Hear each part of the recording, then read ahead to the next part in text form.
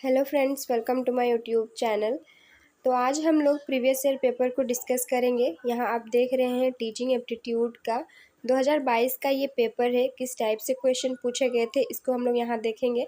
और जिस किसी ने भी कल की क्लास को नहीं की है वो आप कर लेंगे, ठीक है। उसमें 2019 का पेपर को हम लोगों ने डिस्कस किया था। अभी तक झारखंड में बीएड एंट्रांस एग्ज़ाम 2 बार ही हुआ है, एक बार 2019 में और एक बार 2022 में, यानी कि पिछले साल। और हम लोगों ने चैप्टर वाइज एमसीक्यूज़ को करना स्टार्ट किया था टीचिंग एप्टीट्यूड में।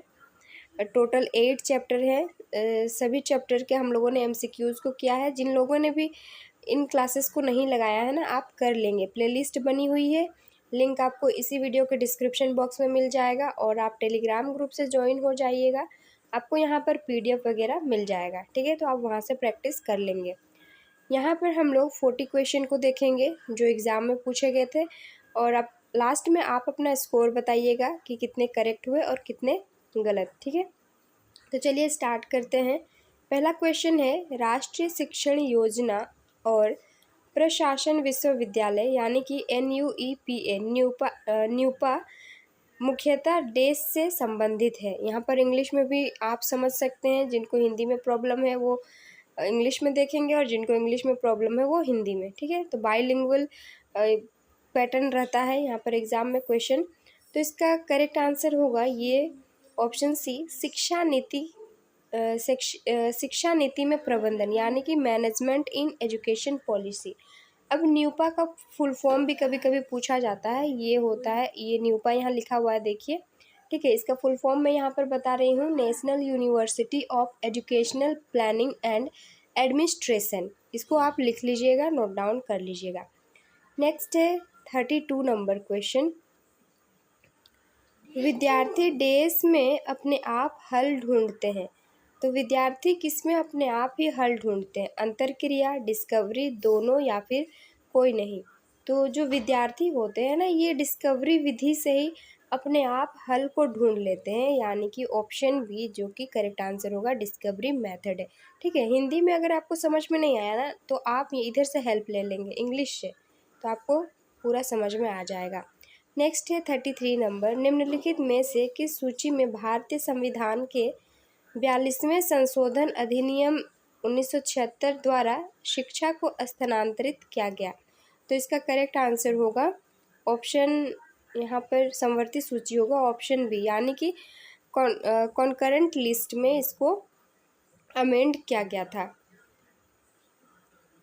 नेक्स्ट है 34 नंबर क्वेश्चन, निम्नलिखित में से कौन दूरदर्शन का शैक्षिक टेलीविज़न है? तो इसको देखिए, गुरुकुल है, ज्ञान भारती है, ज्ञान दर्शन है और विद्या, ये चैनल है ना, टीवी चैनल है। तो यहाँ पर आप कैसे इस क्वेश्चन को आप कैच कीजिएगा? तो दूरदर्शन, यहाँ पर आप दर्शन देख रहे हैं, दर्शन, तो यहाँ ऑप्शन में ज्ञान दर्शन जो है सॉरी, तो इसका ऑप्शन सी करेक्ट आंसर होगा, ज्ञान दर्शन 1 होगा। नेक्स्ट है 35 नंबर क्वेश्चन, कारण और प्रभाव संबंध देश अनुसंधान विधियों द्वारा स्थापित किए गए हैं, यानी कि cause and effect relationship are established by देश रिसर्च मेथड। तो इसका करेक्ट आंसर होगा एक्सपेरिमेंटल होगा। 36 नंबर, देश वह डिग्री है जिसे एक परीक्षण मापता है कि उसे क्या मापना चाहिए? वस्तुनिष्ठता है यानी कि ऑब्जेक्टिविटी है, और विश्वसनीयता, वैधता या फिर प्रज्योत्ता। तो फिर इसका करेक्ट आंसर होगा ऑप्शन सी जो कि है वैधता यानी कि वैलिडिटी, ठीक है। ऑप्शन सी करेक्ट आंसर होगा। नेक्स्ट है 37 नंबर, डेज का अर्थ है प्रत्येक छोटे कदम को वांछित लक्ष्य या व्यवहार की ओर मजबूत करना है। क्विंग है, सकारात्मक अभ्यास है, संकेत है या फिर आकार देना है? करेक्ट आंसर होगा ऑप्शन डी, आकार देना का अर्थ है प्रत्येक छोटे कदम को वांछित लक्ष्य या व्यवहार की ओर मजबूत करना होगा। तो यहाँ देख सकते हैं शेपिंग है। नेक्स्ट और इम्पॉर्टेंट क्वेश्चन है 38 नंबर, एक 25 वर्षीय लड़के का IQ क्या होगा जिसकी मानसिक आयु इतना है? तो देखिए IQ यहाँ पर 25 दिया हुआ है और मेंटल एज जो है वो है 16। तो यहाँ पर मैं IQ का फॉर्मूला लिख रही हूँ, आप भी लिख लेना। मेंटल एज होता है अपॉन क्रोनोलॉजिकल, है ना, क्रोनोलॉजिकल को C से और एज इंटू 100 करेंगे। इस फॉर्मूले में अभी हम यहाँ पर क्वेश्चन में जो दिया हुआ है उसको बैठाएंगे। तो मेंटल एज कितना है, 16 है, और क्रोनोलॉजिकल जो कि वास्तविक आयु आप बोल सकते हैं वो कितना है, 25 है, अपॉन 25 होगा, इंटू कितना है, 100 है। अब इसको काटेंगे, 25 से 4 टाइम जाएगा और 16 4 जा 64 होगा, तो 64 करेक्ट आंसर होगा। और आपको ये भी पूछा जाता है कि ये जो IQ जो का जो फॉर्मूला है ना, आप यहाँ पर देख रहे हैं फॉर्मूला, ये किसने दिया है, तो ये टरमैन ने दिया है, इसको ध्यान रखना है। ओके, इतना समझ में आ गया। नेक्स्ट देखते हैं, तो इसका करेक्ट आंसर होगा 64। नेक्स्ट क्वेश्चन है, अधिक संख्या वाली कक्षा को पढ़ाने वाले शिक्षक के लिए कौन सी तकनीक सबसे अच्छी है। देखिए, बहुत अधिक बच्चे हैं, उनको पढ़ाने के लिए शिक्षक के लिए कौन सी तकनीक अच्छी है। तो विच of the following techniques is best.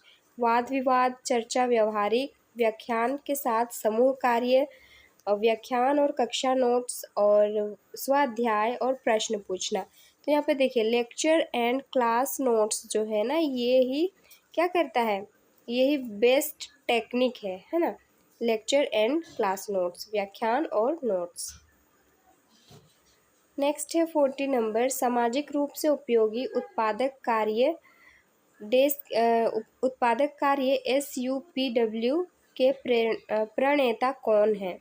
तो इसका करेक्ट आंसर होगा ऑप्शन बी हो जाएगा, ईश्वर भाई पटेल समीक्षा समिति होगा। और ये ईयर याद कर लीजिएगा, 1977 होगा, है ना, इसको समिति को याद कर लीजिएगा, 1977 होगा। नेक्स्ट है 41 नंबर क्वेश्चन, यदि आपका उद्देश्य देश है तो समूह कार्य एक अच्छा विचार नहीं है।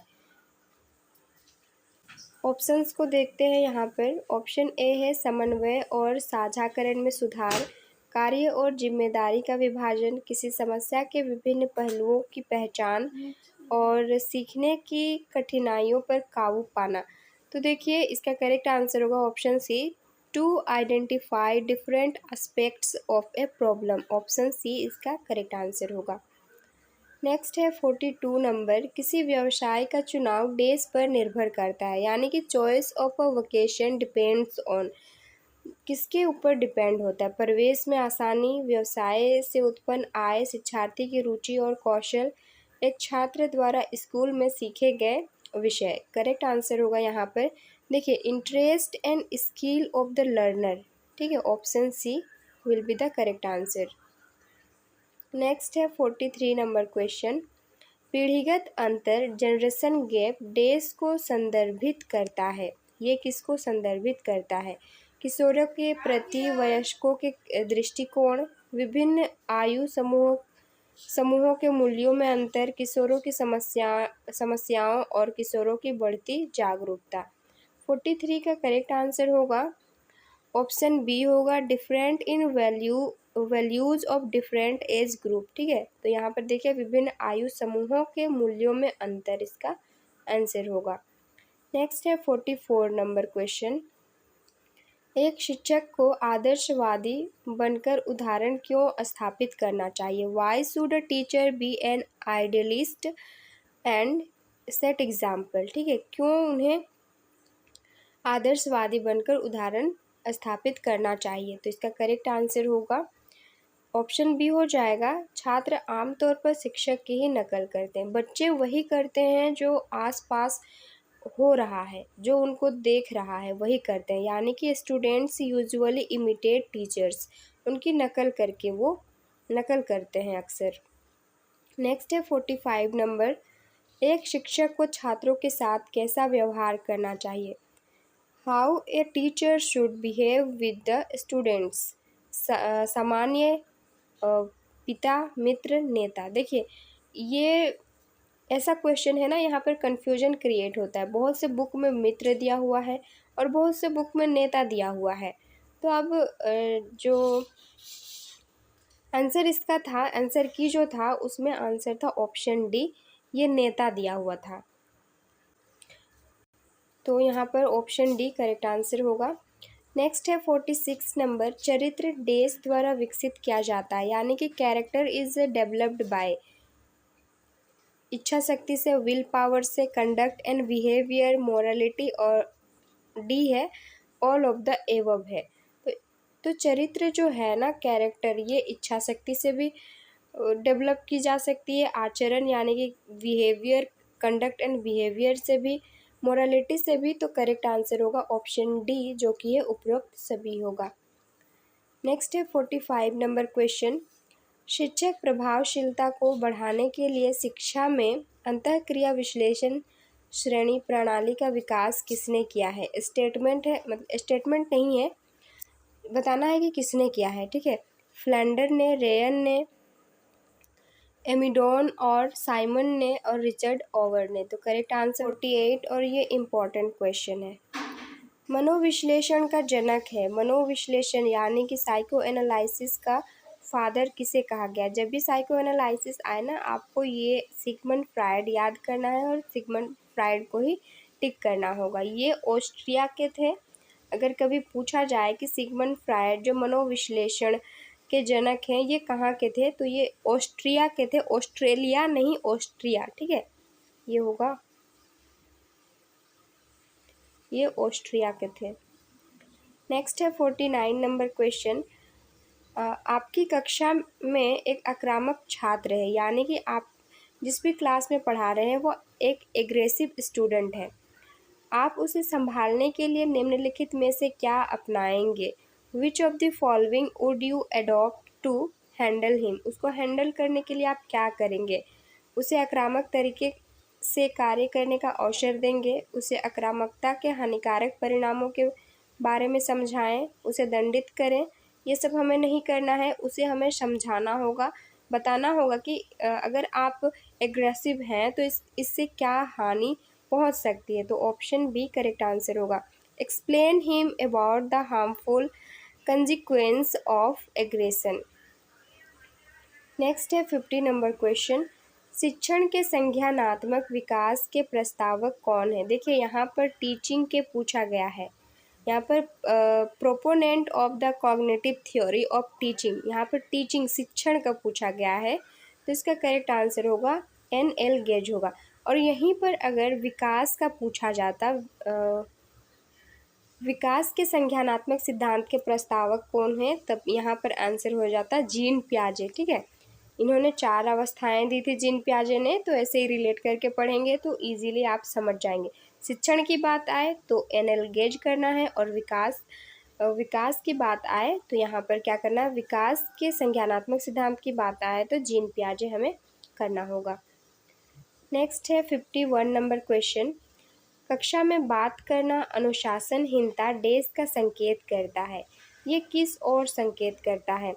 अनुशासनहीन छात्र, दोहराव के कारण बोरियत, सिखाई गई चीज़ों के बारे में भ्रम, व्याख्यान बिंदुओं का सारांश नहीं करना। तो इसका करेक्ट आंसर होगा दोहराव के कारण बोरियत, ठीक है। बच्चे अगर बात कर रहे हैं टीचिंग के दौरान और अनुशासनहीनता डिसिप्लिन में नहीं है, इनडिसिप्लिन में है, तो ऐसे में क्या होता है कि अगर कोई एक चीज़ जो है वो बार बार दोहराया जा रहा है तो इससे बच्चे को बोरियत फील होती है। तो इसका ऑप्शन बी करेक्ट आंसर होगा। नेक्स्ट है 52 नंबर क्वेश्चन, यदि आपके पास लड़कों और लड़कियों के एक मिश्रित कक्षा है, ठीक है, उनके बीच सहयोग को बढ़ाने के लिए आप कौन सा तरीका अपनाएंगे?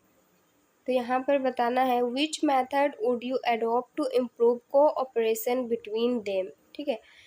तो इसका करेक्ट आंसर होगा, यहाँ पर पहले ऑप्शंस को देखते हैं। माता पिता से समानता पर चर्चा करने के लिए कहना, लड़कों और लड़कियों को एक बेंच साझा करवाना, एक ही बेंच पर बैठाने से नहीं होता है कुछ भी, उन कार्यों को निर्धारित करना जिन्हें एक साथ करना है। तो ऑप्शन सी यहाँ पर करेक्ट आंसर होगा। नेक्स्ट क्वेश्चन को देखते हैं, 53 नंबर क्वेश्चन है, शिक्षा में सजा का प्रमुख नुकसान यह है कि the major disadvantage of punishment in education is that. तो इसका देखिए ऑप्शंस को यहाँ पर, यह अप्रिय भावनाओं को उत्पन्न करता है, यह समस्या को अस्थायी रूप से हल नहीं करता, यह टीम वर्क को रोकता है, या फिर इनमें से नहीं। तो करेक्ट आंसर होगा शिक्षा में सजा का प्रमुख नुकसान क्या है, ये अप्रिय भावनाओं को उत्पन्न करता है, इट जनरेट्स अनप्लीजेंट फीलिंग्स। ठीक है, ऑप्शन ए करेक्ट आंसर होगा।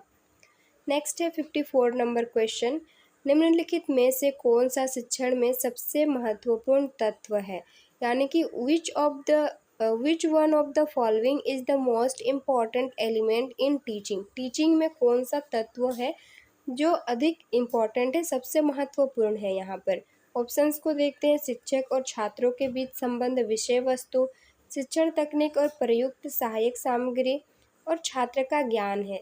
तो देखिए शिक्षण में महत्वपूर्ण तत्व जो होते हैं ना, ये 3 होते हैं, ट्रायंगल करके मैं कई बार आपको बताई हूँ, एक टीचर, एक स्टूडेंट, और यहाँ पर करिकुलम होगा। ठीक है, करिकुलम होगा।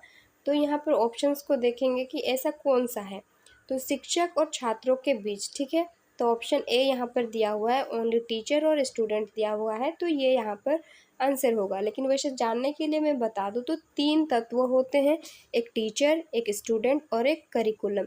तो देखिए करिकुलम और सिलेबस ये दोनों अलग अलग चीज़ है। ठीक है, ये करिकुलम जो है ना ये ब्रॉड सेंस देता है, और करिकुलम के अंदर में ही ये सिलेबस होता है।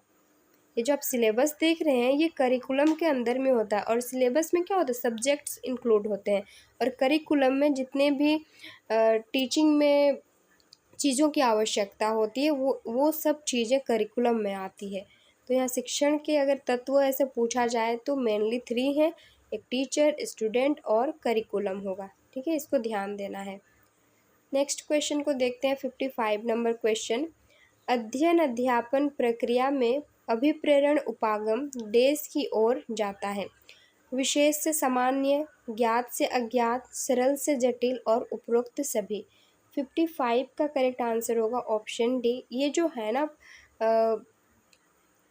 अध्ययन अध्यापन प्रक्रिया है, ये ज्ञात से, जो बच्चा जानता है उससे आप स्टार्ट कीजिए, उसके बाद जो नहीं जानता है उस ओर आप जाइए, नॉन टू अननोन जाना है, सिंपल जो सरल है उसको पहले, उसके बाद कॉम्प्लेक्स की ओर। तो ऑप्शन डी यहाँ पर करेक्ट आंसर होगा। नेक्स्ट है 56 नंबर, छात्रों का भावात्मक समायोजन देश में प्रभावी होता है, यानी कि emotional adjustment of student is effective in व्यक्तित्व निर्माण में, कक्षा शिक्षण में, अनुशासन में, उपरोक्त सभी।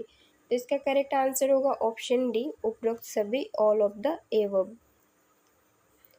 नेक्स्ट है 57 नंबर क्वेश्चन, शिक्षण सहायक सामग्री के किस समूह श्रेणी में ब्लैक बोर्ड को शामिल किया जा सकता है या फिर किया जाता है। ठीक है, ब्लैक बोर्ड है, यहाँ पर डिजिटल बोर्ड वगैरह के बात, प्रोजेक्ट वगैरह की बात नहीं की गई है। ब्लैक बोर्ड जो साधारण हम पढ़ते हैं, ब्लैक बोर्ड पर क्या करते हैं, हम लिखते हैं। ठीक है, ग्रीन बोर्ड और ब्लैक बोर्ड ये सेम होता है। तो ये कौन सा शामिल किया जा सकता, ऑडियो एड्स, इससे आवाज़ आती है क्या, बिल्कुल नहीं। विजुअल, हाँ इसे हम देखते हैं, देख के सीखते हैं।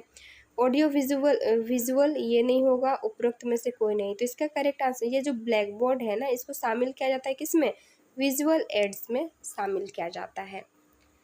नेक्स्ट और इम्पॉर्टेंट है, इसी से 3-4 क्वेश्चन बने हुए हैं, intrapersonal communication. Communication important topic है, आप लोग इसको एक बार ज़रूर पढ़ के जाएंगे।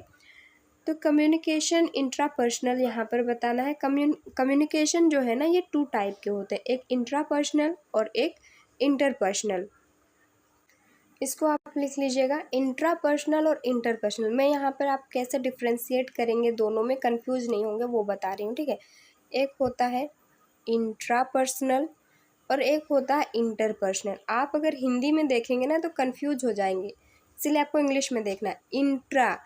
इंट्रा यानी कि इनर की बात हो रही है। ठीक है, अंदर खुद सेल्फ टॉक इसमें किया जाता है इंट्रा में, इसमें अदर पर्सन की नीड नहीं होती। और इंटर में हम दूसरों के साथ बातें करते हैं। तो यहाँ पर देखिए ऑप्शंस को, इंट्रापर्सनल कम्युनिकेशन किसे कहते हैं, दूसरे व्यक्ति के साथ संचार अनिवार्य है, ये तो इंटरपर्सनल हो गया। ऑप्शन बी है, स्वयं के भीतर संचार को दर्शाता है जिसमें आवश्यक रूप से सोचने और महसूस करने की प्रक्रिया होती है, ऑप्शन बी करेक्ट होगा। नेक्स्ट देखते हैं ऑप्शन सी को, एक ऐसी प्रक्रिया है जिसमें व्यक्ति अपने आप होश पूर्वक या अचेतन रूप से जुड़ते हैं, तो ऑप्शन सी भी करेक्ट होगा, इंट्रापर्सनल। तो ऑप्शन डी यहाँ पर करेक्ट होगा, जो कि है बी और सी, ये दोनों ही है, यानी कि ऑप्शन डी यहाँ करेक्ट होगा। नेक्स्ट देखते हैं, ये भी इम्पोर्टेंट क्वेश्चन है, 59 नंबर, अधिकारवादी की शिक्षण विधि यानी कि ऑथोरिटेरियन टीचिंग स्ट्रेटेजी इज, शिक्षक केंद्रित होती है, बाल केंद्रित होती है, प्रधानाध्यापक केंद्रित होती है, या फिर अनुभव आधारित होती है। तो इसका करेक्ट आंसर होगा ऑप्शन ए, ये जो है टीचर सेंटर्ड होती है। ठीक है, ऑप्शन ए यहाँ करेक्ट होगा। यहाँ पर अधिकारवादी की बात की गई है ना, तो ये टीचर सेंटर्ड होती है। नेक्स्ट है 60 नंबर क्वेश्चन, नैतिक विकास के महत्वपूर्ण सिद्धांतों में से एक किसके द्वारा प्रस्तावित किया गया है, Lawrence Kohlberg, Erich Fromm, Daniel Goleman और बेंजामिन ब्लूम है। तो 60 का करेक्ट आंसर होगा यहाँ पर ऑप्शन ए, जो कि लॉरेंस कोहलबर्ग है। नेक्स्ट है 61 नंबर क्वेश्चन, पारस्परिक संचार। देखिए हिंदी में देखेंगे तो आपको कन्फ्यूजन क्रिएट होगा ही, पारस्परिक मतलब यहाँ पर समझ में नहीं आ रहा है, लेकिन इंटरपर्सनल यहाँ पर अभी जस्ट मैं आपको बताई थी, इंट्रा और इंटर में, इंटर यहाँ पर अंतर व्यक्तिक बोल रहा है, यानी कि यहाँ पर हम दूसरों से बात करेंगे, हमें अदर पर्सन की यहाँ पर नीड होगी। तो ऑप्शन ए, दूसरे व्यक्ति के साथ संचार अनिवार्य है, ऑप्शन ए यहाँ करेक्ट आंसर होगा। इम्पॉर्टेंट टॉपिक है, आप ज़रूर से देखेंगे। इंट्रापर्सनल कम्युनिकेशन के महत्वपूर्ण तत्व, जो the important ingredients of intrapersonal communication are, कौन कौन से होते हैं, स्व अवधारणा यानी कि सेल्फ कॉन्सेप्ट, परसेप्शन और एक्सपेक्टेशंस, धारणा और उम्मीदें, तो ये तीनों ही होती हैं इंट्रापर्सनल कम्युनिकेशन के इम्पॉर्टेंट एलिमेंट्स। ठीक है, तो ऑप्शन डी करेक्ट होगा। नेक्स्ट है कम्युनिकेशन से ही है ये 63 नंबर, स्व अवधारणा क्या है, यानी कि यहाँ पर देखिए सेल्फ कॉन्सेप्ट हम कहाँ पर देखे थे, इंट्रापर्सनल कम्युनिकेशन में ही सेल्फ कॉन्सेप्ट था, स्व अवधारणा। तो स्व अवधारणा अब यहाँ पर क्या है ये बताना है। इंट्रापर्सनल संचार के लिए आधार प्रदान करता है, क्योंकि यह नियंत्रित करता है कि कोई व्यक्ति स्वयं को कैसे मानता है और अन्य व्यक्ति की ओर उन्मुख होता है। ऑप्शन बी है स्व अवधारणा, जिसे स्व जागरूकता भी कहा जा सकता है। बिल्कुल 63 का करेक्ट आंसर होगा ऑप्शन सी, ए और बी ये दोनों ही करेक्ट आंसर होंगे। नेक्स्ट है 64 नंबर, फिर देखिए ये कम्युनिकेशन से ही है, स्व अवधारणा में निम्नलिखित में से कौन से कारक शामिल हैं। सबसे पहले तो इधर मैं आपको डिफ्रेंशिएट करके बताऊंगी, इंट्रापर्सनल में हम लोग देखें ये 3 चीज़ें हैं। अब यहाँ से स्व अवधारणा को ले लिया है, अब स्व अवधारणा के भी यहाँ पूछा गया है, यानी कि स्व अवधारणा में कौन से कारक सम्मिलित होते हैं, विश्वास यानी कि बिलीफ, वैल्यू मूल्य, अभिवृत्ति एटीट्यूड, और ऑप्शन डी इनमें से सभी। तो स्व अवधारणा यानी कि सेल्फ कॉन्सेप्ट में ये तीनों ही होते हैं, तो ऑप्शन डी यहाँ पर करेक्ट आंसर होगा। 65 नंबर क्वेश्चन है, स्वतंत्र भारत में पहले शिक्षा मंत्री कौन थे, तो करेक्ट आंसर होगा इसका 65 का ऑप्शन ए, मौलाना अबुल कलाम आज़ाद, ये स्वतंत्र भारत के पहले शिक्षा मंत्री थे। नेक्स्ट है 66 नंबर क्वेश्चन, युवा किशोर अपने देश को व्यक्त करने के लिए विद्रोह करते हैं, किस चीज़ को व्यक्त करने के लिए, एक्सप्रेस करने के लिए वो विद्रोह करते हैं, पर लगाए गए बाहरी अनुशासन, अपनी रचनात्मकता या फिर स्वतंत्रता की, अपनी इच्छा और अपनी व्यक्तिगत अपर्याप्तता। तो करेक्ट आंसर होगा there desire and random, option C correct answer होगा। नेक्स्ट है 67 नंबर। देश देश ने अभिनव परियोजना Lok Jumbish people's movement for education for all शुरू की है। बिहार है, स्टेट के नेम है बिहार, मध्य प्रदेश, राजस्थान, उत्तर प्रदेश। करेक्ट आंसर होगा ऑप्शन सी जो कि है राजस्थान। Question number 68। देश के लिए ब्लैक बोर्ड का उपयोग नहीं किया जा सकता है। किस चीज़ के लिए हम ब्लैक बोर्ड का यूज़ नहीं करेंगे? किसी पैराग्राफ में सुधार, सूचना के आधार पर रिपोर्ट बनाने, योजनाबद्ध आरेख दिखाने, तथ्यों के बीच संबंध का सारांश। तो इसका करेक्ट आंसर होगा 68 का ऑप्शन बी जो कि सूचना के आधार पर रिपोर्ट बनाने के लिए, making report based on information. इसके लिए हम ब्लैक बोर्ड का उपयोग नहीं करते हैं। नेक्स्ट है 69 नंबर क्वेश्चन। पाठ्य पुस्तक का उद्देश्य क्या है? देखिए, purpose of the text book is to provide, क्या है? ऑप्शन ए है एक शिक्षार्थी को पाठ्यक्रम पर आधारित शिक्षण सामग्री, शिक्षकों को शिक्षक पर आधार बनाने के लिए एक सामग्री। ऑप्शन सी है परीक्षाओं के लिए आधार और विषय वस्तु बनाने वाली सामग्री। और ऑप्शन डी है शिक्षकों को पठन और संदर्भ सामग्री। तो इसका करेक्ट आंसर होगा ऑप्शन ए जो कि है एक शिक्षार्थी को यानी कि स्टूडेंट को, लर्नर को पाठ्यक्रम पर आधारित शिक्षण सामग्री यानी कि a learning material based on a syllabus to a learner होगा। नेक्स्ट और लास्ट क्वेश्चन है 1813 के चार्टर अधिनियम का उद्देश्य क्या था? चार्टर अधिनियम का उद्देश्य यहाँ पर बताना है। शिक्षा पर सरकार का नियंत्रण, अंग्रेजी शिक्षा को सामान्य बनाना, भारतीय जनता में शिक्षा का प्रचार प्रसार और दुनिया भर में शिक्षा का प्रचार प्रसार। तो यहाँ पर करेक्ट आंसर होगा ऑप्शन सी होगा जो कि है भारतीय जनता में शिक्षा का प्रचार प्रसार। ठीक है, promotion of the education in Indian masses. तो ये थे 40 इंपॉर्टेंट क्वेश्चंस थे। इस टाइप के क्वेश्चन पूछे जा सकते हैं। मैं आपको रिकमेंड करूँगी, रिकमेंड तो नहीं, मैं आपको सजेस्ट करूँगी कि आप जो है कम्युनिकेशन को अच्छे से पढ़कर जाएं और टीचिंग से रिलेटेड जितने भी हो सकते हैं उन चीज़ों को आप देखें तो आपका स्कोर बहुत ही अच्छा हो सकता है। ठीक है, कम्युनिकेशन से ही देखिए 1 2 3 4 5 क्वेश्चन कम्युनिकेशन से ही आए थे, तो आप इसको देख लेंगे। ठीक है, तो चलिए फिर क्लास को ऑफ करते हैं और कमेंट में बताइएगा आपका स्कोर कितना हुआ।